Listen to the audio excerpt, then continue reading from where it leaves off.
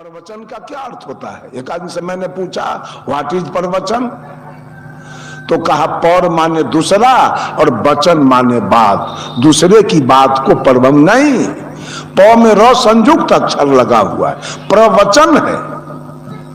प्रवचन का अर्थ होता है परिष्कृत वचन, निर्णायक वचन, अनमोल वचन, पावन वचन, निर्मल वचन, पवित्र वचन, शुद्ध वचन, नापा हुआ वचन, तौला हुआ वचन। ऐसे हम लोग खेत में, खलिहान में, घर में, रोड पर या स्टेशन पर कुछ बोल लेते हैं, लेकिन मंच पर बोलने के लिए जरा होश संभाल के बोलना पड़ता है। इसलिए कि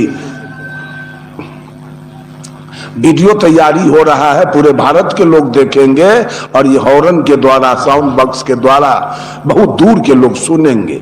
इसलिए होश संभाल के, इसका अर्थ होता है प्रवचन का परिष्कृत वचन, तौला हुआ वचन, नापा हुआ वचन।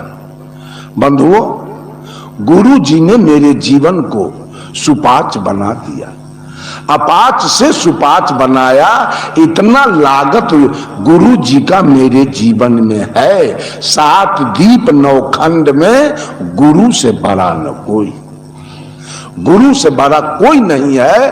कर्ता करे जो कर न सके, गुरु करे से होई। दूसरी घटना, अब आपका जीवन सुपाच्य हो गया, गुरु के सानिध्य में गए, धान मिल के सानिध्य में, मशीन के सानिध्य में गया और वो चावल सुपाच्य बन के वापस आ गया, छिलका उसका वहीं रह गया।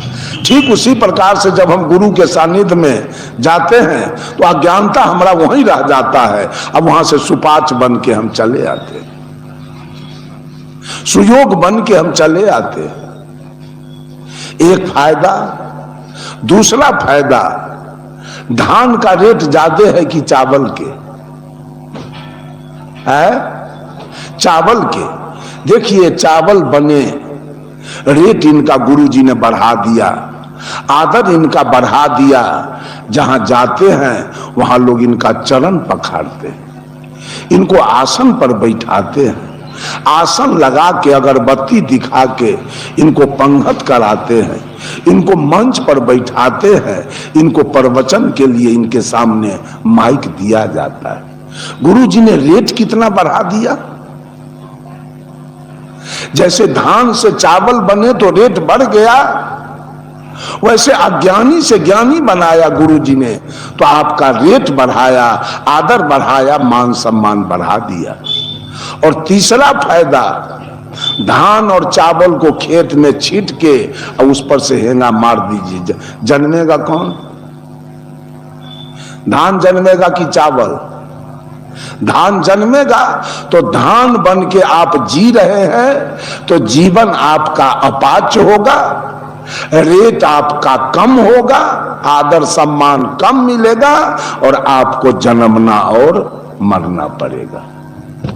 ये गुरु जी ने मेरे जीवन को जन्मने मरने से भी बचाया, धान से चावल बनाया। ये गुरु की कृपा है। अगर आप अपने को हिंदू कहते हैं, हिंदू तो कोई है नहीं, कबीर के दृष्टि में हिंदू कोई नहीं। जब सदगुरु कबीर हिंदू को कुछ अपनी बात कहने के लिए गए तो हिंदू ने कहा, गुरु जी आप हिंदू हैं? तो सदगुरु कबीर ने कहा, नहीं, हिंदू कहो तो है नहीं, मैं हिंदू नहीं हूं। अब तो चुप हो गए। मुसलमान से कुछ कहने के लिए गए तो मुसलमान कहा, बाबा आप मुसलमान हैं? कहा, मुसलमान भी ना। तब तो दोनों सोचने लगा, बाबा है क्या, न हिंदू है न मुसलमान है। सारे देवी देवताओं का चित्र, तस्वीर आप देखिए, या तो हिंदू के जैसा या नहीं तो मुसलमान के जैसा, लेकिन सदगुरु कबीर के तस्वीर को अगर सही से आप निहारे तो न हिंदू के जैसा न मुसलमान के जैसा। इसलिए कि मुसलमान दाढ़ी रखते हैं, मोछ कटा लेते हैं, हिंदू मोछ रखते हैं, दाढ़ी कटा लेते हैं। लेकिन सदगुरु कबीर को मोछ भी है और दाढ़ी भी है। और बाल भी है, तीनों है। न हिंदू के जैसा न मुसलमान के जैसा। हिंदू चोटी रखता है सीखा और मुसलमान सुन्नत कराता है। कबीर को न चोटी है ही और न सुन्नत है। हिंदू धोती पहनते हैं, मुसलमान लुंगी पहनते हैं। कबीर साहब को न धोती है न लुंगी, वो आर्बन कोपिन पहनते थे। हिंदू लोटा रखता है, मुसलमान बधना रखता है। सदगुरु कबीर को न लोटा था न बधना, वो कमंडल रखा करते थे। अब बोलिए कबीर कैसे लग रहे हैं? कबीर जातिवाद से अलग। अभी आपने सुना गवैया जी के मुखारबिन से कितनी बड़ी बात उन्होंने कहा, वेद भी न जिसको जाने अब ब्रह्मा भी न जाने। वेद कब बना? साहब कबीर कहते हैं तहिया होते पवन नहीं पानी, तहिया सृष्टि कौन उत्पानी। जिस दिन धरती नहीं थी, आसमान नहीं था, सूर्य चंद्रमा तारा नहीं था, हवा पानी आग नहीं था, ये मानव नहीं थे, पशु पक्षी कीड़ा मकोड़ा नहीं थे, ये वनस्पति पेड़ पौधे नहीं थे, नदी समुद्र पर्वत पहाड़ नहीं थे। उस दिन दुनिया को कौन बनाया? किसने बनाया इस दुनिया को? कबीर साहब का प्रश्न है। और बनाया तो देखने वाला कौन दलान में बैठ के देख रहा था? वो देखने वाला जरा हाथ उठा दे तो। ये दुनिया को बनते किसने देखा और बनाया किसने? बनते कौन देखा और बनाया किसने? अगर ब्रह्मा की बात करते हैं तो ब्रह्मा की बात इधर की बात है और वेद इधर बना। उससे पहले की बात कीजिए। ब्रह्मा और वेद के पहले के बात गवैया जी ने कहा कि जिस बात को वेद भी ना जाने और ब्रह्मा भी ना जाने और शेष महेश भी ना जाने। आज तो हम लोग पक्षपात की लड़ाई लड़ते हैं। जब सदगुरु कबीर के विचारधारा पर आप आएंगे तो सारे पक्षपात आपका खत्म हो जाएगा, कुछ शेष बच नहीं पाएगा। साहब कबीर कहते तहिया होते गुरु नहीं चेला, गम अगम न पंथ दुहेला। तहिया होते कली नहीं मूला, तहिया होते गर्भ न अस्थूला। कौन बनाया? बनाया किसने? और बनाने वाला अगर बनाया तो पहले मुर्गी बनाया कि पहले अंडा बनाया? क्या बनाया? बनाने वाला पहले मुर्गी बनाया कि अंडा? पहले औरत को बनाया कि पहले मर्द को? किसको बनाया पहले?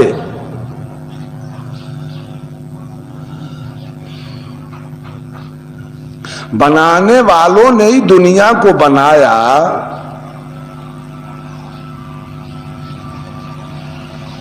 तो दुनिया में जितनी भी बनाई गई चीजें हैं उसकी निश्चित आयु है। ये माइक स्टैंड, ये मोबाइल स्टैंड, वो मशीन, वो तबला, वो हारमोनियम, ये घर, ये मठ, रेल का इंजन, बस, truck, JCB, tractor, TV, mobile, computer, ये शरीर, ये कपड़ा, जितना चीज बना है उसकी निश्चित आयु है। वह आयु पूर्ते पूर्ते एक दिन समाप्त हो जाएगा। दुनिया बनाने वालों ने इस दुनिया का आयु क्या रखा? कब ही समाप्त होगा? अगर बना तो इसको नाश होना चाहिए, क्योंकि बनने वाली चीजें एक दिन नाश होती है और उसकी निश्चित आयु होती है। ये शरीर माता पिता के द्वारा बना तो यह श्मशान जाएगा एक दिन, इसको रहना नहीं। कपड़ा बना तो फटेगा और मोबाइल बना तो भगटेगा, कोई बचेगा नहीं। तो ये दुनिया कब नाश होगा? बनाने वाला कब, इसका उम्र कितना रखा है? कोई पूछा? कोई पूछा बनाने वालों से कि इसका उम्र क्या रखे हो, कभी समाप्त होगा? कोई नहीं पूछा। तीसरी बात कबीर का है कि हर कार्य के पीछे कारण लगा हुआ है। ये मोबाइल कार्य रूप में है, अगर कारण नहीं होता तो कार्य रूप में मोबाइल नहीं बनता। कारण नहीं होता तो ये शरीर नहीं बनता, कारण नहीं होता तो ये कपड़ा नहीं बनता, कारण नहीं होता तो ये चश्मा नहीं बनता, कारण नहीं होता तो रेल का इंजन नहीं बनता, कारण नहीं होता तो मकान नहीं बनता। हर कार्य के पीछे कारण, कुम्हार हो, माटी पानी हो और चाक डंडा नहीं हो तो बर्तन बन जाएगा? कुम्हार बना लेगा बर्तन? और चाक डंडा हो, कुम्हार भी हो और माटी पानी न हो तब बना लेगा? और माटी पानी भी हो, चाक डंडा भी हो और कुम्हार न हो तब बन जाएगा? कारण तीन है, उपादान कारण, निमित्त कारण और साधारण कारण। जब तीनों कारण लगेगा तो कार्य प्रारंभ हो जाएगा। तो भगवान जो दुनिया बनाया, सदगुरु कबीर का प्रश्न है कि तुम्हारा भगवान जो दुनिया बनाया कार्य रूप में, उसका कारण क्या है? किस कारण से कार्य रूप में दुनिया बना? अगर रेल का इंजन भी बना तो उसके पीछे कारण है मिट्टी, मिट्टी से बना लोहा और लोहा से रेल का इंजन बन के तैयार हो गया। ये शरीर बना, इसके 5 कारण है, धरती, आसमान, हवा, पानी, आग, 5 कारण से ये शरीर बन के तैयार हो गया। कपड़ा बना, इसका कारण है बंगा, बंगा से रुई बना, रुई से कपड़ा बन के तैयार हो गया। हर कार्य के पीछे कारण है। तो भगवान ये दुनिया बनाया, इसके पीछे कारण क्या है? किस कारण से भगवान ने दुनिया को बना दिया? और प्रश्न है सदगुरु कबीर का आपसे, कहे दुनिया के लोगों, कौन बनाया ये दुनिया? हिंदू के भगवान बनाया कि मुसलमान के भगवान बनाया कि सिख के भगवान बनाया कि ईसाई के भगवान बनाया? सब कहता है हमारा, मुसलमान कहता मेरा अल्लाह बनाया। मैंने पूछा, है मौलवी साहब, नेपाल में मेरा कार्यक्रम था, वहां मुसलमान लोग थे ज्यादा। पूछा, मौलवी साहब पूरे ब्रह्मांड की रचना किसने की है? तो मौलवी साहब उठ के कहा, अल्लाह ने किया है। मैंने कहा, अल्लाह जो किया, सब कुछ बनाया अल्लाह? हाँ। मानव को कौन बनाया? पशु पक्षी को कौन बनाया? तो अल्लाह ने बनाया। मैंने कहा, सब कुछ अल्लाह बनाया तो सही सही बनाया कि इसमें भूल है अल्लाह से? कहा कि नहीं, सही सही अल्लाह बनाया। मैंने कहा, हमको लगता है कि अल्लाह से बनाते समय भूल हो गया। कहा, क्या भूल हुआ? मैंने कहा, सब कुछ बनाया लेकिन थोड़ा सुन्नत नहीं किया, अब औजार नहीं था कि क्या था, वो तो अल्लाह जाने। बिगड़ गया हमरा पर। ये बाबाजी सनका है,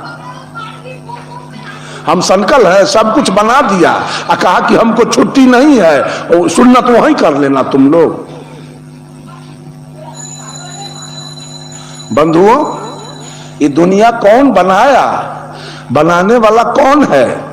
अगर देखा जाए तो सबसे ज्यादा जनसंख्या ईसाइयों की है। चीन, जापान, थाईलैंड, लंका, बर्मा, रूस, अमेरिका, इंग्लैंड, ऑस्ट्रेलिया, अफ्रीका, ऐसे विशाल विकसित देश ईसाइयों से भरा है। उसकी जनसंख्या 40% है, 40%। उसका कहना है ईसा ने पूरे दुनिया को बनाया, और ईसा का दिया हुआ ये बाइबिल मेरा ग्रंथ है। जो ईसा को नहीं मानेगा और बाइबिल को नहीं मानेगा वो नरक में जाएगा। उसके बाद है इस्लाम 30%, सऊदी अरब, Iran, Iraq, Bangladesh, Pakistan, Kazakhstan, Afghanistan, Algeria, Siberia, तुर्की, यानी पूरे विश्व में 60 देश मुसलमानों का है। इनका कहना है अल्लाह ने पूरे दुनिया को बनाया है, और अल्लाह का दिया हुआ 5 ग्रंथ है, कुरान, जबूर, इंजिल, तौरात और हदीस। जो अल्लाह को नहीं मानेगा और जो कुरान को नहीं मानेगा वो दोजख में जाएगा। उसके बाद है हिंदू 25%। इनका कहना है ब्रह्मा ने पूरे दुनिया को बनाया, और ब्रह्मा के द्वारा दिया गया 4 ग्रंथ है, ऋग वेद, साम वेद, यजुर्वेद, अथर्ववेद। जो ब्रह्मा को नहीं मानेगा, चारों वेद को नहीं मानेगा, वो नरक में जाएंगे। 5% सिख है। इनका कहना है गुरु नानक, गुरु गोविंद सिंह ने दुनिया को बनाया, और इनके द्वारा दिया गया ये गुरु ग्रंथ हमारा ग्रंथ है। जो गुरु ग्रंथ को नहीं मानेगा, नानक को नहीं मानेगा, वो नरक में जाएगा। फिर कौन बनाया दुनिया? किसका भगवान ये दुनिया बनाया? कौन बनाया? साहब कबीर कहते हैं भगवान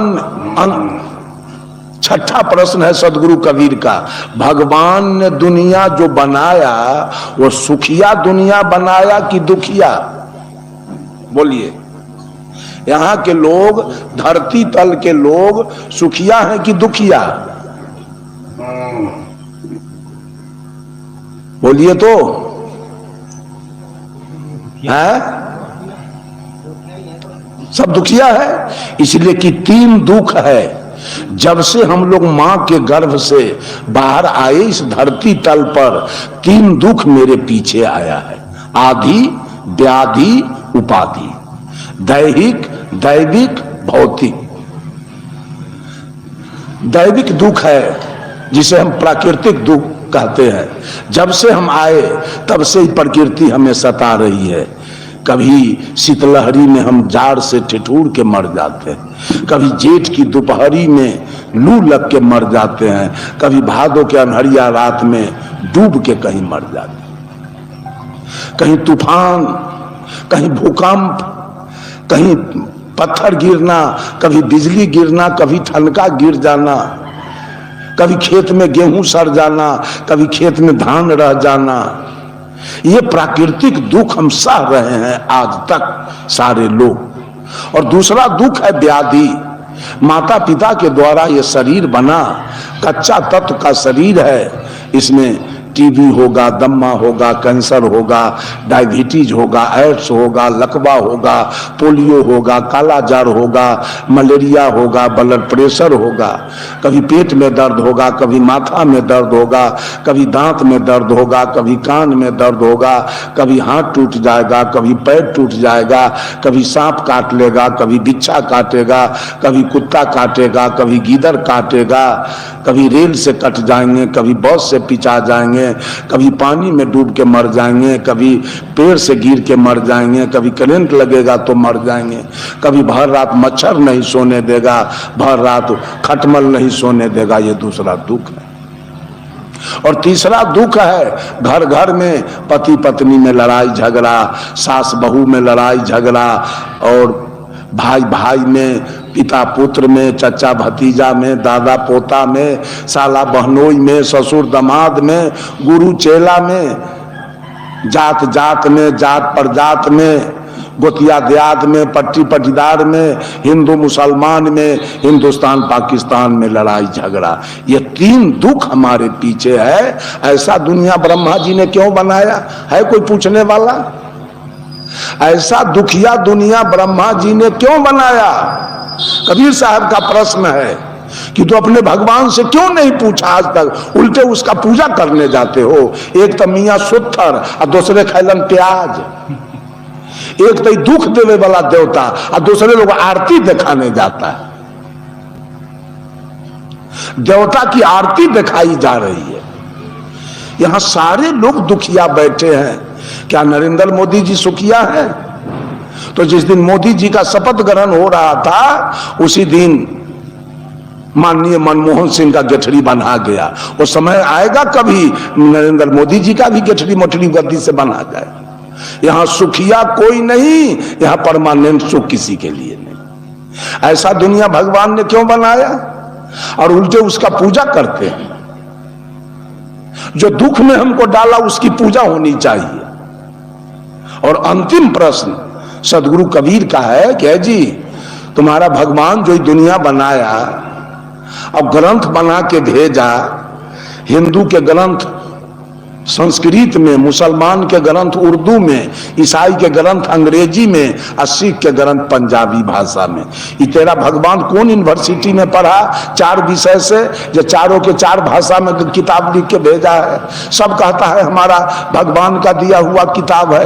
एक मुसलमान हमको मिला तो कहा कि हमारा आसमानी ग्रंथ है कुरान, अल्लाह लिख के भेजा है। हम कि तोरे अल्लाह ऊपर में प्रेस बैठाया है कि ब्रह्मा प्रेस बैठाया है? कौन प्रेस बैठाया ऊपर में? बंधुओं, ये अंधश्रद्धावादी लोगों का काम है। सब लोग श्रद्धावादी बनिए, और श्रद्धावादी बनेंगे तो आपको लगेगा कि मां से बढ़ के कोई देवता नहीं है इस धरती पर। अगर मां नहीं होती तो ये सभा कैसे लगता? मां नहीं होती तो engineer, doctor, collector, professor, engineer कहां से आते? मां नहीं होती तो प्रधानमंत्री, मुख्यमंत्री, रेल मंत्री, विदेश मंत्री, रक्षा मंत्री, वित्त मंत्री कहां से आते? मां नहीं होती तो मुख्यमंत्री कहां से आते और गवर्नर साहब कहां से आते? मां नहीं होती तो ढोलक बजाने वाला, हारमोनियम, नाल, गिटार, सितार बजाने वाले और गाने वाले कहां से आते? मां नहीं होती तो गुरु चेला कहां से आते? सबका श्रेय यही मां है, और मां से बढ़ के इस धरती पर कोई देवता पैदा नहीं हुआ। ये श्रद्धावादियों का काम है कि अपने अपने मां का सेवा करे और अपने अपने मां का पूजा करे।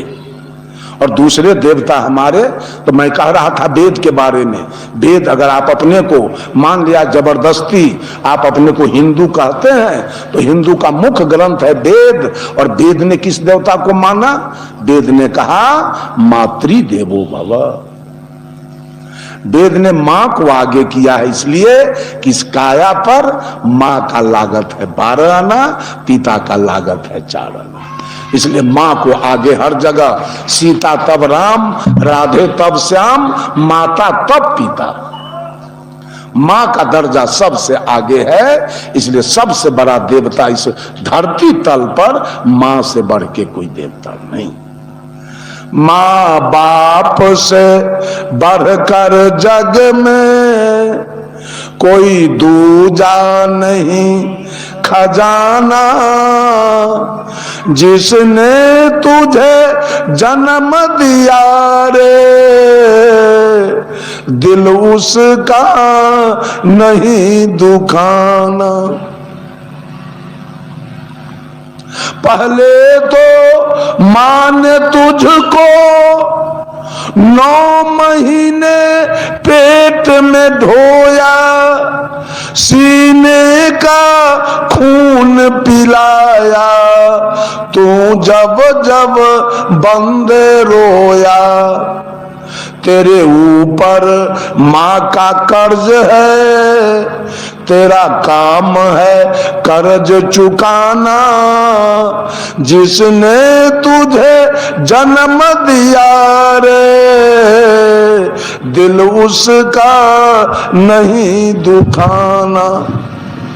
दिन रात तुझे तेरी मां ने बाहों में तुझे झुलाया, खुद गीले में मां सोई, सूखे में तुझे सुलाया। तू कोई भी दुख देकर मां को कभी न रुलाना। जिसने तुझे जन्म दिया रे, दिल उसका नहीं दुखाना। मां बाप के शरण से बढ़कर कोई स्वर्ग नहीं है दूजा।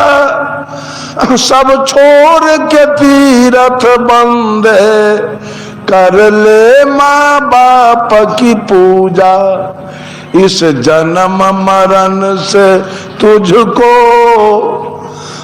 अगर है मुक्ति पाना, जिसने तुझे जन्म दिया रे, दिल उसका नहीं दुखाना।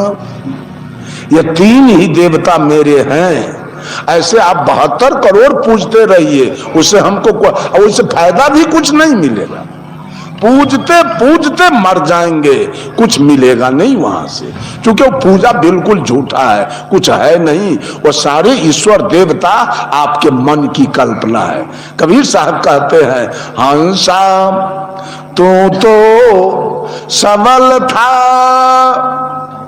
हल्की अपनी चाल,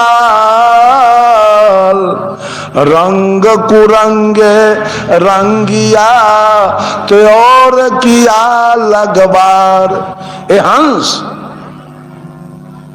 जिस दिन तू मां के गर्भ से बाहर आया था, उस दिन तेरी चाल बड़ी निराली थी। हंसा तू तो सबल था। लोग कहते हैं बच्चा बेहोश है, अभी जन्म लिया है। साहब कबीर का कहना है, यही बच्चा तो होश में है। बेहोशी तो जवानी में आती है। मनुष्य बेहोश होता है जवानी में, जब जन्म लिया वो होश में है। उसके अंदर कोई जातीयता की भावना नहीं है, कोई सांप्रदायिकता की भावना नहीं है, कोई छुआछूत की भावना नहीं है, कोई अवर्ण सवर्ण की भावना नहीं है, कोई नीच ऊंच की भावना नहीं है, कोई गोरे काले की भावना नहीं है। उस बच्चे के अंदर एकदम साफ प्लेन है। वो मांस मछली तारी दारू गांजा भांग पान बीड़ी सिगरेट कुछ नहीं खाएगा। वो बच्चा मंदिर भी नहीं जाएगा और भगवान को भी नहीं पुकारेगा। आज भी कान खोल के सुन लीजिए, गाय को भगवान नहीं चाहिए, भैंस को भगवान नहीं चाहिए, कुत्ता गीदड़ को भगवान नहीं चाहिए, हाथी घोड़ा को भगवान नहीं चाहिए। क्यों? वो सारे अपने अपने धर्म पर जी रहे। गाय कभी मंदिर नहीं गई, कभी कोई देवता की पूजा नहीं किया, लेकिन आज तक अपने प्राकृतिक धर्म पर जी रही है। उसके नाद में जरा सा मछली का धोइन देके देखिए, गाय भाग जाएगी वहां से। लेकिन ये महिला सारे देवता की पूजा करने वाली मछली नीर के खाती है और मांस बना के खाती है। इस पर विचार किया जाए। साहब कबीर कहते हैं, हंसा तू तो सबल था, हल्की अपनी चाल, आज तेरी चाल हल्की हो गई। क्यों? रंग कुरंगे रंगिया। रंग एक सीधा साधा शब्द है, उसमें कुपसर्ग लग गया। कु लग जाने से इसका रंग बिगड़ गया। जवानी में रंग बिगड़ती है। हम लोग जो रंग, हमारा 5 रंग था, सत दया धैर्यशील विचार का रंग लेके हम आए थे इस दुनिया में। लेकिन जो जो जवानी आई, शरीर का विकास हुआ, तो ये असली रंग छोड़ते गया और नकली रंग मेरे ऊपर चढ़ते चला गया। नकली रंग क्या चढ़ गया? काम क्रोध लोभ मोह अहंकार। ये रंग मेरे ऊपर चढ़ गया। और जब नकली रंग मेरे ऊपर चढ़ा तो काम नकली होगा कि असली? गलत रंग जब मेरे ऊपर चढ़ गया है तो काम असली होगा कि नकली? कैसा होगा? काम नकली होगा। और काम जब खराब होगा, गलत होगा, तो विपत्ति आएगी। निश्चित रूप से दरोगा जी आपके यहां आएंगे, आपके डांड में रस्सा लगेगी और उस समय आप भगवान का उद्घाटन करेंगे। हे भगवान, अब मुझको बचाओ। अभी सारे लोग बैठे हैं यहाँ, माँ बहनें भी बैठी है, आप लोग भी बैठे हैं, हमारे संत लोग भी बैठे हैं। अभी भगवान की कोई आवश्यकता है किसी को? किसी को कोई जरूरी नहीं है। एक बदमाश अभी बाहर में पकड़ ले एक आदमी को, अब पिस्तौल केवल भिरा दे तो अभी कहेगा हे भगवान आके बचाओ। अभी तुरंत भगवान की आवश्यकता आ जाएगी, तन को देरी नहीं लगेगा। जब आप रात में चलते हैं और कहीं डर लग गया भूत प्रेत का, तो तुरंत भगवान को पूरा पुकारते हैं आप, जरूरी आ गया। जय हनुमान ज्ञान गुण सागर, जय कपीस तिहु लोक उजागर। और कहीं पढ़ते हुए चले गए अपने घर, तो हनुमान जी जाए अब जहां का है वहां। अब हनुमान चालीसा का कोई जरूरी नहीं।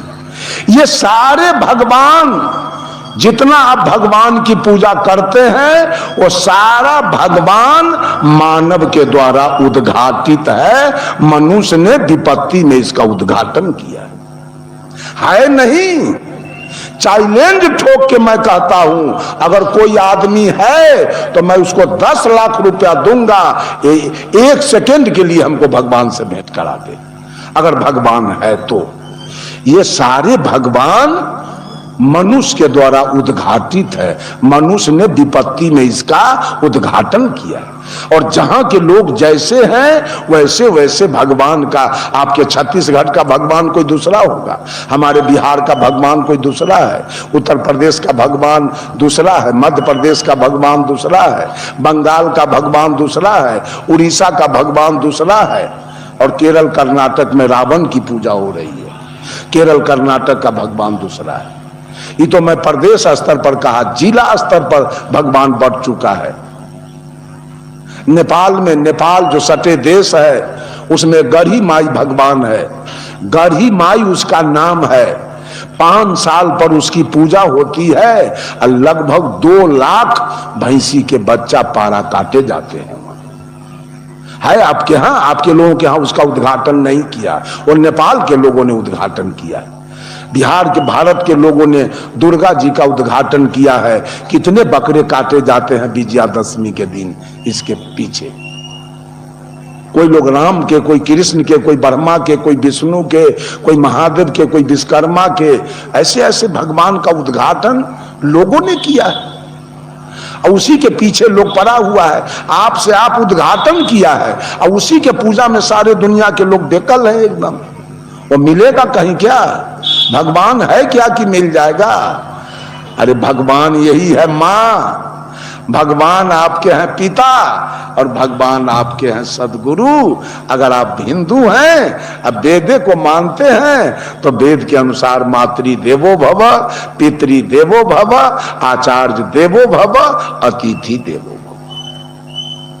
और चौथे भगवान हमारे कुमार साहब हैं, कल्याण साहब हैं, जिन्होंने इस तीर्थ को लगाया। इसके सामने ये माँ बहनें बैठी है, आप भाई बंधु बैठे हैं, आप भी भगवान के रूप में बैठे हैं। इनके सब अतिथि है, इनका सत्कार करना, इनका सेवा करना, इनका मान सम्मान करना इनका काम है। आप लोग भी भगवान के रूप में आके बैठे हैं। यही 4 भगवान वेद ने माना है। मातृ देवो भव, पितृ देवो भव, आचार्य देवो भव, अतिथि देवो भव। इसलिए मैंने कहा श्रद्धावादी होना कोई बुरी बात नहीं है। सब लोग श्रद्धावादी बने और अपने अपने माँ पिता गुरु और अतिथि का सत्कार करे। उसका भौतिक जीवन सुखमय और आध्यात्मिक जीवन अविचल शांतिमय बनेगा। लेकिन आज भूलवश मनुष्य अंधश्रद्धावादी बनकर आज पानी की पूजा कर रहा है। पानी में माता बहनें जाके स्नान करती है, गंगा जमुना कमला जमंगला कृष्णा कावेरी गोदावरी ताप्ती नर्मदा नदी में जाके नहाती है, तो नदी के पानी को भगवान मानती है। यहां नहाएंगे तो पुण्य हो जाएगा। ये बताइए पाप मन में है कि तन पर? कहां रहता है पाप? पाप मन में होता है कि तन में? तो तन धोने से मन धोआ गया।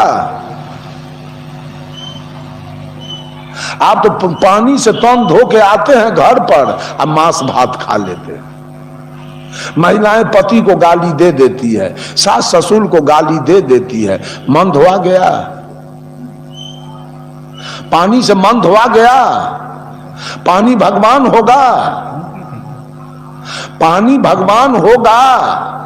पानी जड़ है और आप चेतन हैं। ये जीव बोलने वाला चेतन है और पानी जड़ है। पानी कभी हमारा मालिक नहीं हो सकता। जड़ में गुण होता है और चेतन में ज्ञान होता है। ये शरीर मेरा जड़ है, न ये अपने को जान रहा है और न दूसरे को जान रहा है। लेकिन बोलने वाला अपने को भी जान रहा है और दूसरे को भी जान रहा है। ये 2 सत्ता का मिलन हमारा जीवन है, प्रकृति और पुरुष, जड़ और चेतन। प्रकृति ये शरीर है और पुरुष ही बोलने वाला है। पूरे ब्रह्मांड के अंदर आप कहीं से खोज के आ जाइए, ये 2 सत्ता के सिवा तीसरा सत्ता कहीं कुछ मिलने वाला नहीं। बस सत्ता 2 है, प्रकृति और पुरुष। यही प्रकृति पुरुष का मिलन जब मां के गर्भ में होता है तो ये जीव पुरुष जाके प्रकृति को धारण करता है। इस साधक बोलने वाला जीव मां के गर्भ में जाकर और शरीर साधन को ग्रहण करके अतः बाहर निकल के आता है। अब फिर 1 + 1 = 2 and 2 - 1 = 1। एक प्रकृति दूसरा पुरुष, दोनों जब मां के गर्भ में मिलता है तो उसका मतलब होता है जीवन।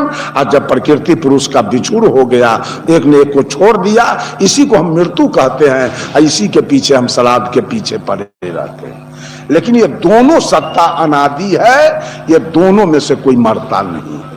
अगर पुरुष मर जाए तो सृष्टि बंद, अगर प्रकृति मर जाए तो सृष्टि बंद हो जाएगा। दोनों का केवल परिवर्तन का चक्र चल रहा है।